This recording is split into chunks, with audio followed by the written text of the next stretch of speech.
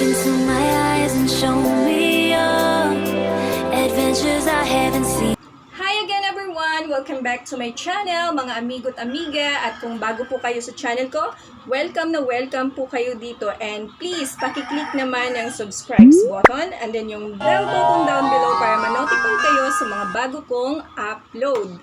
So ayan, bali ang i-share ko po sa inyo for today ay kung paano ako maggawa ng hairstyle. Yes! Wow! Yung hair ko, ayan.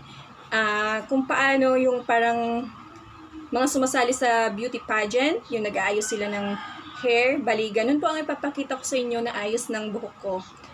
DIY lang po ito at hindi naman po ako masyadong expert. Share ko lang sa inyo. So, bali, kailangan natin ng eto. Kailangan natin tong tatlong ito sa pag-aayos ng hair. So, yung una, kailangan natin ng ponytail and then ito pang twist ng ating hair mamaya kapag tinali na natin. And then, eto, kailangan din natin to, synthetic ponytail. At syempre, wag natin kakalimutan yung suklay. Number 1, kailangan natin ng suklay. Ayan, pang suklay sa mga hair natin. So first, kailangan muna nating itali yung ating buhok. Ayan, suklay muna natin.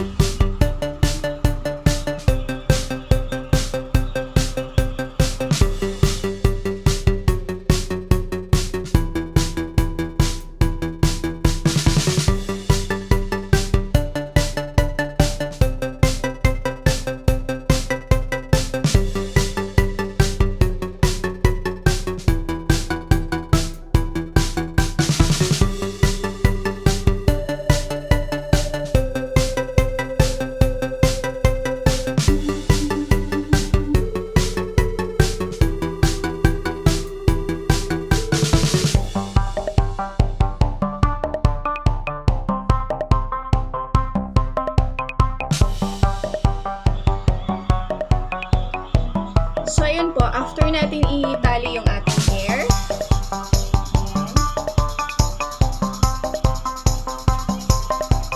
after natin itali yan, kailangan na natin siyang i-twist.